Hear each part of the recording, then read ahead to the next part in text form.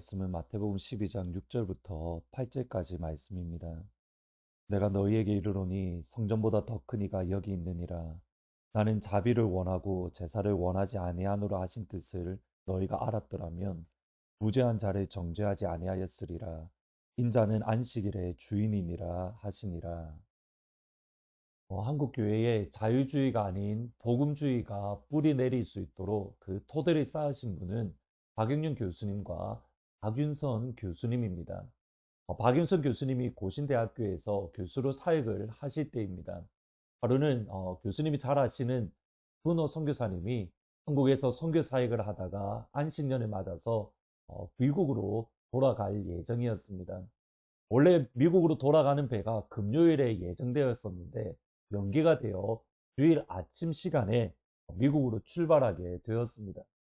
박윤석 교수님이 스푸너 선교사님에게 인사하기 위해서 그 배가 있는 항구로 가셨는데 배로 들어가는 절차가 복잡을 해서 시간이 늦어졌습니다. 그래서 그 가운데서 스푸너 선교사님과 같이 인사하고 또 예배를 드린 이후에 배에서 내렸는데 주일 예배 시간이 훌쩍 지나버린 겁니다. 그래서 주일 예배, 그러니까 교회에 가서 주일 예배를 드리지 못하고 집으로 돌아가셨습니다.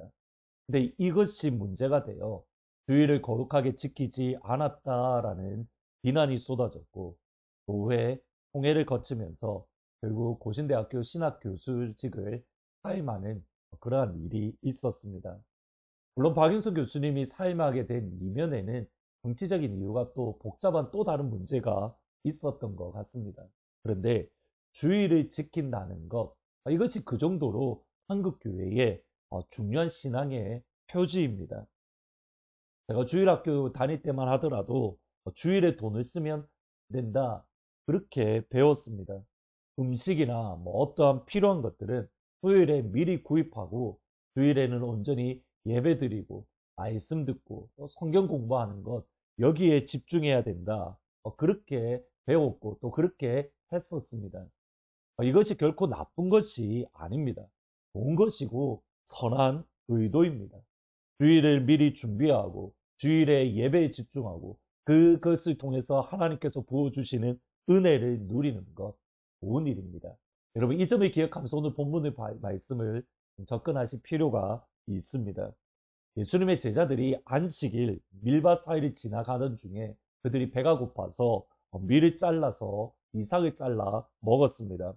이때 바리새인들은 예수님의 제자를 비난하는데 사실은 예수님을 비난하는 겁니다. 2절에 보시면 바리새인들이 보고 예수께 말하되 보시오, 당신의 제자들이 안식일에 하지 못할 일을 하고 있습니다. 이 당시 유대인의 전통, 그러니까 미시나라는 전통에 의하면 밀을 손으로 비벼서 비비는 것은 곡식과 결을 구분하는 행동으로 곧 추수라고 이해를 했습니다. 근데 이 추수라는 것은 출애굽기 32장, 34장, 21절에 보면 안식일에는 추수를 하면 안 되는 것입니다. 안식일에 먹을 것을 미리 준비해서 안식일에는 예배 드리고 하나님께 집중하고 말씀에 든 것을 구하는 것, 좋은 일입니다. 어떤 면에서는 안식일을 미리 준비하지 못한 예수님의 제자들이 실수한 것이 어떤 면에서는 맞습니다.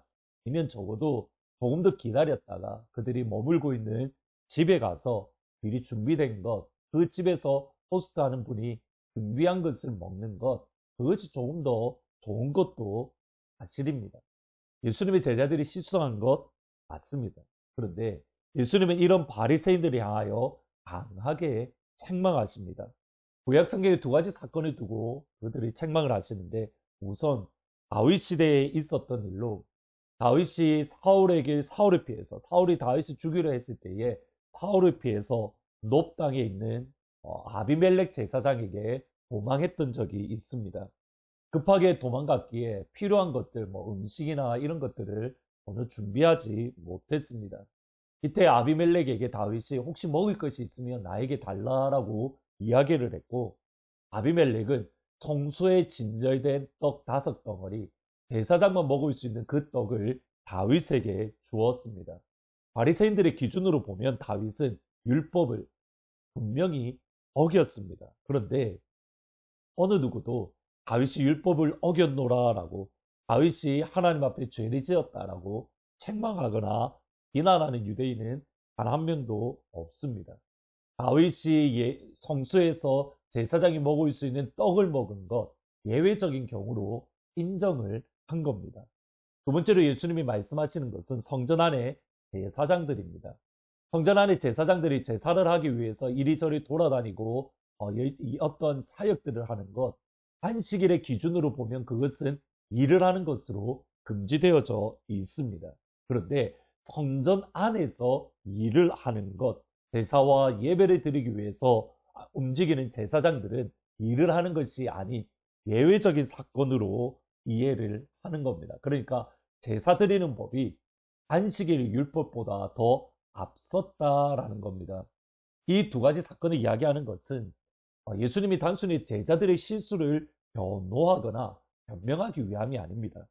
그들이 실수는 했지만 예외적인 일이라고 변호하는 것을 뛰어넘습니다. 예수님이 진짜 하고 싶은 말씀은 6절 말씀입니다. 내가 너희에게 이르노니 성전보다 더 큰 이가 여기 있다. 다윗 사건 그리고 안식일의 제사장들의 섬김 모두 어디에서 일어난 일이냐면 성소와 성전에서 일어났던 일입니다. 그 성소와 성전보다 더 큰 이가 다름 아닌 예수님이다. 되게 흥미로운 것이 성전보다 더 큰 이 말이 한글 성경에 보면 성전보다 더 큰 사람으로 생각할 수가 있습니다. 근데 헬라어로 보면 이 말은 이라는 단어는 힘이 아니라 it, 그러니까 중성형입니다. 성전보다 더 큰 것, 성전보다 더 위대한 것, 어떻게 이해하냐에 따라서 조금씩 다를 수가 있는데 성전보다 더 큰 것이라고 할 때에는 성전 그 자체와 성전이 가지고 있는 역할 또는 성전이 가지고 있는 목적보다 더 큰 분, 이런 식으로 이해할 수가 있습니다. 그러니까 예수님이 성전보다 더 크다는 것은 예루살렘 성전 그리고 그 성전의 목적과 역할보다 예수님이 훨씬 크다, 훨씬 위대하다, 비교조차 되지 않는다. 예수님이 이렇게 말씀을 합니다. 다시 말하면 예수님 안에 있으면 예루살렘 성전에서 하나님께 받았던 것보다 비교할 수 없을 만큼 더 많은, 더 위대한 것을 경험할 수 있는데 그것이 7절 말씀입니다. 나는 자비를 원하고 제사를 원하지 아니하노라 하신 뜻을 너희가 알았더라면 무죄한 자를 정죄하지 아니하였으리라. 인자는 안식일의 주인이다. 하나님께서 성소와 성전을 주신 근본적인 목적은 여기에 있습니다. 나는 자비를 원한다. 자비와 인애와 긍휼입니다. 예배를 통해서 하나님이 주의 자녀들에게 주기 원하시는 것은 자비입니다. 하나님의 인애, 하나님의 헤세드, 하나님의 사랑. 어느 순간 예배를 통해서 하나님의 사랑을 경험하고 하나님의 인애와 하나님의 긍휼을 경험하는 것이 아니라 그것이 올무가 되고 독세가 되어버린 상황으로 변질이 되었던 겁니다. 안식일을 거룩하게 지켜야 됩니다. 이유는 하나님의 인애와 긍휼과 자비를 경험하기 위함입니다. 안식일을 미리 준비해야 됩니다. 이유는 하나님의 인애와 자비와 긍휼을 경험하기 위함입니다. 그것이 예루살렘 성전의 목적이고 이유이고 역할입니다. 우리의 신앙생활은 어떻습니까? 하나님의 인애와 자비와 긍휼을 경험하고 있습니까? 예배를 통해서 하나님의 인애와 자비와 긍휼을 경험한다면 우리 역시 하나님의 인애와 자비와 긍휼을 흘려보내고 실천을 해야 되는 겁니다. 왜냐하면 성전보다 더 크시니 예수님 안에 있는 그리스도인의 마땅한 모습이기 때문입니다. 요한복음 1장 16절 17절을 보시면 우리가 다 그의 충만한 데서 받으니 은혜 위에 은혜로라. 율법은 모세로 말미암아 주어진 것이요 은혜와 진리는 예수 그리스도로 말미암아 온 것이다. 오늘 기도할 때에 먼저 주일 예배 때마다 우리가 예수 안에서 하나님의 인애와 자비와 긍휼을 풍성하게 경험하게 해주십시오. 시은소, 은혜가 시작되는 곳 예수 안에서 드리는 예배를 통해서 아버지의 인애를, 아버지의 사랑을, 아버지의 햇세대를 경험하기를 원합니다. 그리고 주일 예배를 통해서 예수 안에서 예배드림으로 아버지의 인애와 사랑과 아버지의 헷세들을 경험했다면 그 헷세들을 흘려보낼 수 있도록, 그 인애를 흘려보낼 수 있도록, 그 긍휼을 실천할 수 있는 예수 안에 있는, 성전보다 더 큰 예수 안에 있는 그리스도인이 되게 해주십시오. 오늘 하늘문을 통해서 아버지의 인애, 아버지의 헷세들을 경험하고 아버지의 헷세들을 실천하는 귀한 하늘문 가족들이 되기를 주의 이름으로 축원합니다. 아멘. 기도하십니다. 하나님, 우리가 예수 안에 있다라고 한다면, 예수 안에서 예배를 드린다면 하나님의 인애, 하나님의 자비, 하나님의 긍휼을 우리가 경험을 할 것이고, 그 하나님의 경험된 하나님의 인애와 자비를 흘려보내며 실천하는 자리에 서게 되는 것, 말씀을 통해서 생각해 보았습니다. 우리의 신앙을 다시 한번 점검하기를 원합니다. 하나님, 우리가 안에서 하나님의 인애와 하나님의 헷세들을 실천하지 않는다라고 한다면 우리의 주일 예배가, 우리의 신앙생활이 변질되은 것이라는 것을 우리가 기억하게 하시고, 하나님, 예수 안에서 하나님의 인애와 하나님의 자비를 날마다 경험하고 그 하나님의 인애와 자비를 우리가 실천하는 그 자리, 예수 안에 있는 그 그리스도인이 될 수 있도록 하나님 도와주옵소서. 오늘 금요일 기도회가 있습니다. 아버지, 기도회를 통해서 하나님의 인애와 하나님의 헷세들을 경험하게 하시고 그 헷세들을 실천하는 정말 영광스러운 기도회가 되어질 수 있도록, 하나님의 부흥의 물결에 탈 수 있는 예배가 될 수 있도록 같이 도와주옵소서. 예수님의 이름으로 기도합니다. 아멘. 오늘 이 시간 하나님의 인애와 하나님의 헷세들을 경험하고 그 헷세들을 실천할 수 있는 예수 안에 있는 그리스도인이 될 수 있기를 주의 이름으로 축복합니다. 오늘 저녁 8시에 기도회가 있습니다. 전전과 온라인으로 드리는데 많이 오셔서 기도함으로 하나님의 인애를, 헷세들을 경험할 수 있기를 주님의 이름으로 축복합니다.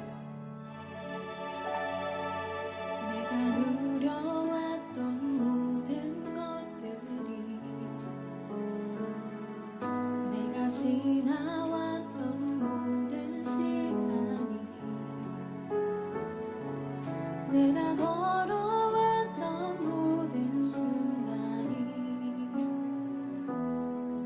당연한 건 아니라 은혜였소.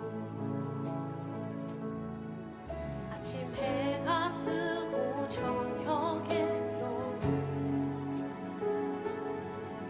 봄의 꽃향기와 가을의 열매, 변하는 계절의 모든 순간이 당연한 것 아니라 은혜였어. 모든 것이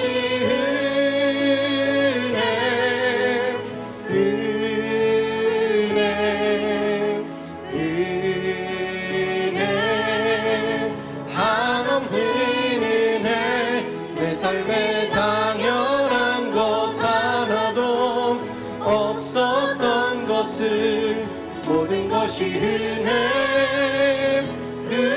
은혜였소. 내가 이 땅에 태어나 사는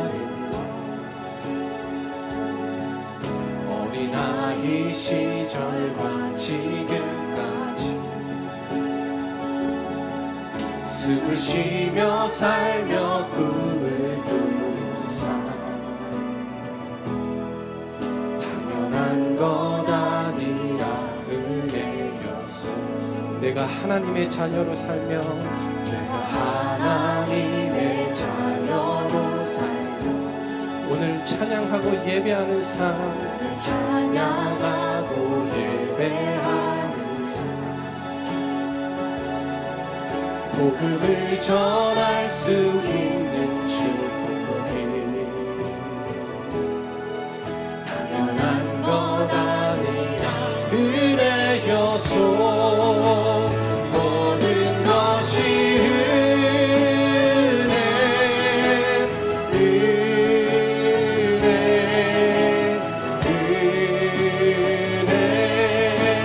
한없는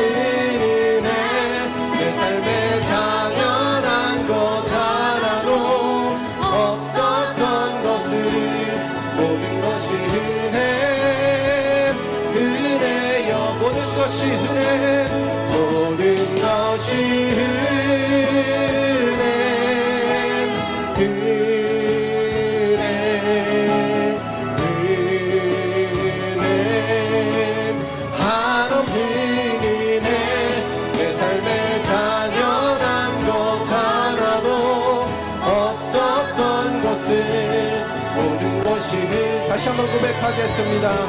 모든 것이 은혜, 모든 것이 은혜, 은혜,